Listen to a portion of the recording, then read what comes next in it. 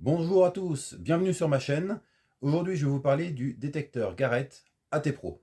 Alors, c'est un détecteur qui est certes pas tout jeune, par contre, c'est quand même un bon matériel, hein. Pour l'époque, il était de très très bonne facture, et puis il était assez complet en fonctionnalité, hein. C'est quelque chose qui tournait relativement bien par rapport à ce qu'on peut voir aujourd'hui dans la maison Garrett. Vous allez voir, on va faire le tour ensemble. Il y a quelques points négatifs, mais beaucoup de points positifs. Allons voir ça ensemble.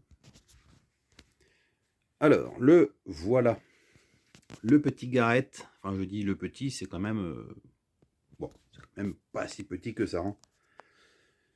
Alors, comment je vais le prendre? Voilà, le Garrett AT Pro. Donc, ils avaient déjà mis à l'époque la petite poignée caoutchouc qui va bien. Donc, super facile pour le nettoyage. Bon, on retrouve le repose-bras standard de chez Garrett en noir cette fois. Ça change du jaune. Voilà, la petite mousse, tout va bien. On n'a pas beaucoup plus d'épaisseur. Pour un modèle AT, c'est dommage. Mais bon, après voilà. C'est pas très grave en soi. Et à l'époque, ils avaient déjà mis le disque 22-28. Bon, ça c'est un vrai plus. On a les petites bagues de serrage de canne. Donc, les séries AT étaient relativement bien finies. On retrouve sur le tableau de bord de l'appareil toutes les fonctionnalités. Alors on a la mise en route ici. On avait l'affichage au centre de la conductivité des métaux. Ici on a tous les notches qu'on peut changer, hein, un programme custom. Donc celui-ci qui est actuel. On a le programme Queens, le 0, donc le 0, tout métaux. Voilà, 0 discret, donc tout métaux. On a un mode pro ou mode standard. Donc le mode standard, contrairement à ce que j'ai pu voir sur beaucoup de vidéos, ça n'est absolument pas une détection d'un Garrett standard et le mode pro du AT Pro. Non, non, ça n'a rien à voir. C'est exactement la même détection, mode pro ou standard ici. Seulement, c'est le son qui diffère. On a en mode standard, on va avoir quelques sons, mais voilà, il faut avoir un peu plus l'oreille et puis c'est moins parlant. Par contre, en mode pro, on a vraiment le multiton. Donc là, on reconnaît vraiment les graves, les ferreux, les médiums, très aigus. Bon, c'est vraiment le seul changement, hein. On retrouve l'Iron Disc, donc ça c'est le volume fer. On a la sensibilité plus-moins, le fameux pin-pointe, hein, comme beaucoup de Garrett. On a les limes, donc ça sert à éliminer les petits notches. Le ground balance, donc ça c'est assez important, c'est vraiment pour régler les effets de sol. Et oui, il avait déjà, hein, le AT Pro était vraiment très bien équipé. Il suffit de rester appuyé et on pompe plusieurs fois, comme je l'ai déjà expliqué dans le Apex. C'est exactement la même fonction. Iron Audio, c'est pour enlever ou mettre le Iron Disc. Donc attention, si vous vous mettez sur Queens, il va retirer les notches qui sont sous le ferreux. Mais si vous appuyez sur le Iron Audio, il va repasser d'office en tout métaux. Parce que l'Iron Audio, c'est pour le son du ferreux. Donc dès que vous l'allumez, il va détecter les ferreux, évidemment. Voilà, sinon, bon, pour le reste, eh bien, c'est un très bon détecteur. Garrett nous a fait quelque chose de solide, de sérieux.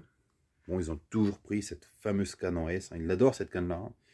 Et ils l'ont mis sur tous leurs détecteurs. Ils n'ont jamais changé, mais bon. Mais à part ça, j'ai envie de dire, ça reste quelque chose de superbe. Ce détecteur-là, il est vraiment très complet. Donc ils ont fait un disque étanche jusqu'à 3 mètres. Ils nous ont sorti un boîtier étanche jusqu'à 3 mètres. Bon, seul petit bémol, une petite housse de protection, j'aurais apprécié.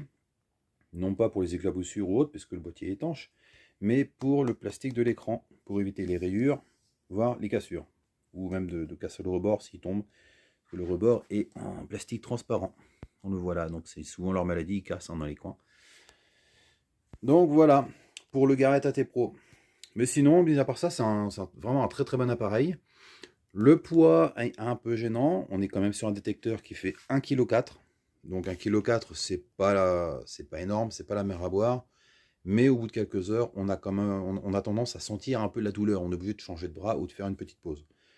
Bon, à l'époque, c'était raisonnable, même très raisonnable. Maintenant, on a des détecteurs qui sont autour de 1 kg, voire même un peu moins, avec les cannes carbone.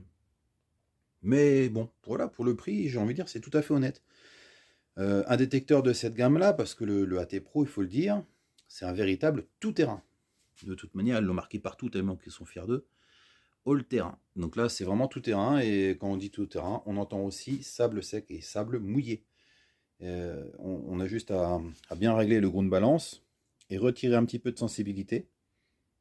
Bah, faut pas se mettre à fond parce que ce détecteur-là, c'est pas le Apex, il ne tourne pas à fond. Mais j'ai envie de dire, entre ce détecteur-là qui était commercialisé autour des années 2015, 2016, 2017, peut-être même avant, les tout premiers, je ne sais pas quand réellement ils sont sortis, mais bon, le Apex, lui, il vient juste de sortir, il y a peut-être 2-3 ans. Et ben, si on les met côte à côte, le Apex un peu plus léger, un peu plus fin, un autre design, par contre, pas étanche.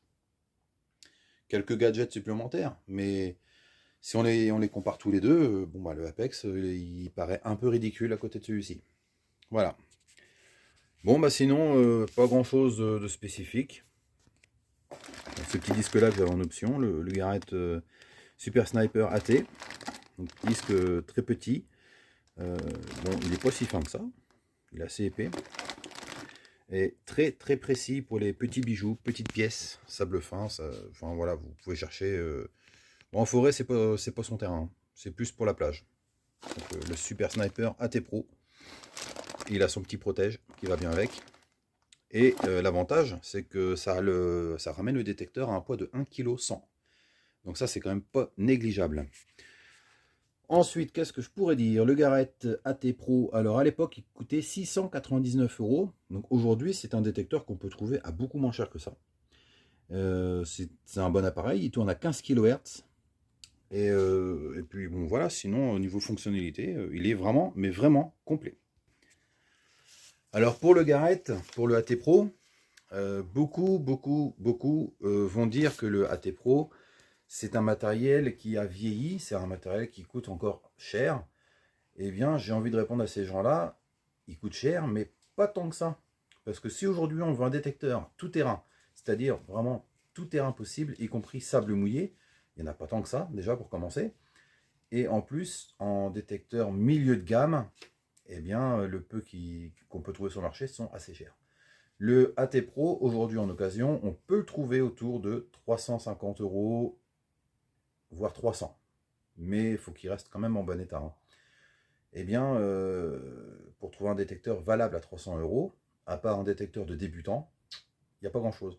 Et un détecteur de débutant, il n'aura pas tous les réglages que le Garrett peut avoir. Le AT Pro, je parle. Sinon, moi, comment je perçois le AT Pro? Alors, je l'ai utilisé pendant un certain nombre d'années. C'est un bon détecteur. Bon, le poids m'a dérangé un petit peu. 1,4 kg, ça pèse un peu. Après, le AT Pro, eh bien, effectivement, il travaille sur toute cible. Il n'y a aucun problème. Tout lui va, tous les terrains lui vont. Et je le vois plus comme un détecteur. Donc, certains vont pas être d'accord, mais ça reste mon avis. Je le vois comme un détecteur pour débutants qui seraient vraiment désireux d'avoir une machine qui n'auront pas à changer au bout de 6 mois ou 1 an. Je m'explique. Un détecteur débutant, aujourd'hui, un bon appareil, eh bien, il faut compter à peu près 200 €. Et en neuf, pas loin de 300.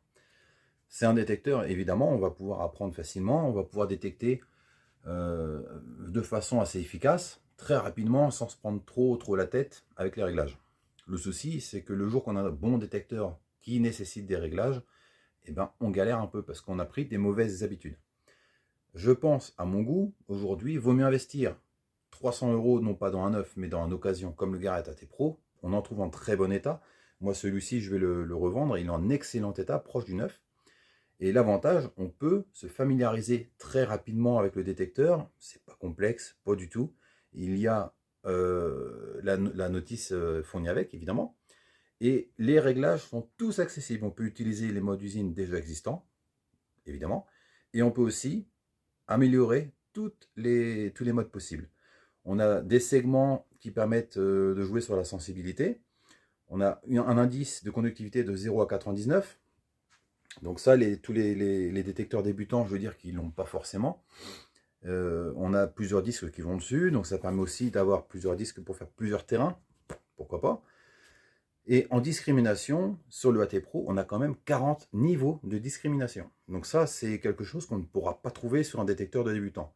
Quelqu'un qui commence, il va discriminer sur une quinzaine de segments, à peu près, pour pour se faire la main sur l'appareil. Et petit à petit, il va affiner ses recherches, puis par rapport aussi à ce que la personne désire trouver comme cible. Pour l'Iron Audio, c'est pareil, tous les détecteurs débutants ne l'ont pas. Bon, ça c'est un plus. Et c'est un détecteur qui, malgré tout, va vous chercher un Napoléon 10 centimes à 25 cm, avec le disque d'origine, je parle. Donc ça, c'est quand même intéressant. Et une malheureuse petite boucle de ceinture, une boucle qui a été érodée, qui a été diminuée par le temps, il va aller la choper à 30 cm. Donc c'est quand même pas mal. Aujourd'hui, dans la série AT, le meilleur d'entre eux, c'était le AT Max. Donc lui, il travaille à 13,6 kHz. Et le AT Max, il tournait à 789 €. Donc il faut compter 800 boules. Là, par contre, oui, ça fait cher. Et le AT Max, en occasion, malheureusement, étant donné que c'est le meilleur, c'est le numéro 1, le AT Max, il tourne à 600 € minimum. Entre 600 et 700 €. Bon, et bien voilà. Donc là, les amis, pour ceux qui seraient désireux de commencer la prospection, ou pour ceux qui voudraient aussi changer de matériel, parce que moi, personnellement, j'ai commencé avec un 250. Et à l'époque, j'aurais pu trouver un Garrett AT Pro. Je me serais probablement dirigé sur ce modèle-là. Le AT Pro est vraiment un très très bon appareil. C'est quelque chose d'efficace. Il est facile à utiliser. Bon, son encombrement, il n'est pas beaucoup plus important qu'un autre détecteur. J'ai envie de dire, une fois replié, ça reste tout à fait honnête. Et niveau finition, il est très très bien. Niveau travail, il est irréprochable. Je l'ai testé dans toutes les circonstances, prairie, labour, forêt, sable sec, sable mouillé. Et honnêtement, il est vraiment, mais vraiment très stable, même en sable mouillé. Donc après, il y a peut-être un peu de sensibilité à retirer s'il est dérangé en sable mouillé, mais il travaille très bien. Et on peut aussi décaler la fréquence si on a un autre détecteur à côté, ou s'il y a une ligne haute tension ou une perturbation quelle qu'elle soit, on peut décaler la fréquence. Donc voilà pour le Garrett AT Pro. Moi, j'incite personne à l'acheter nécessairement. Je ne vais pas dire que c'est le meilleur détecteur au monde, mais voilà, quand les détecteurs sont pas terribles, je le dis, celui-ci, il est assez ancien, et pourtant, il est encore largement au goût du jour. Donc pour la personne qui voudrait se lancer, eh ben, n'hésitez pas. Vous voulez investir, vous pouvez investir. Que ce soit quelqu'un qui soit vraiment aguerri, qui connaisse très bien la détection et qui veut changer de matos, en second matériel, j'ai envie de dire, ça peut être très très intéressant. C'est un matériel polyvalent, donc il fera très bien le job. Et quelqu'un qui veut débuter, il n'y a aucun souci. Pour moi, le détecteur est plus fait pour quelqu'un qui veut débuter, et ça permet d'avoir un très bon matériel qui peut garder à long terme, et même faire des rencontres avec d'autres détectoristes, et honnêtement, il ne sera pas ridicule. Bon voilà, alors sur ce les amis, moi je vous laisse. Il y aura bientôt d'autres vidéos, je suis en train de chercher. Si vous avez une petite idée sur un autre appareil, parce que là je tourne un peu en rond, et puis Garrett, malheureusement j'en vois le jour. J'arrive au bout là. Et puis Garrett, je suis un peu déçu. Donc je vais changer de maison. Bon, j'ai ma petite idée, et, je vais sûrement repartir sur un Equinox. Je ne sais pas encore lequel. Alors, si vous avez votre petite idée, laissez-moi un petit commentaire, et puis peut-être que ça peut mettre la puce à l'oreille pour tester un autre matériel, et puis ensuite faire une vidéo. Et sinon, d'ici là, si moi je retrouve un Equinox, bon, je vous ferai une petite vidéo après l'avoir utilisé, et puis on se retrouvera plus tard. Sur ce, les amis, prenez soin de vous. En ce moment, il y a beaucoup de maladies, on vit une sale époque. Couvrez-vous, prenez soin de vous, et je vous dis à la prochaine pour une prochaine vidéo. Salutations à tous, ciao.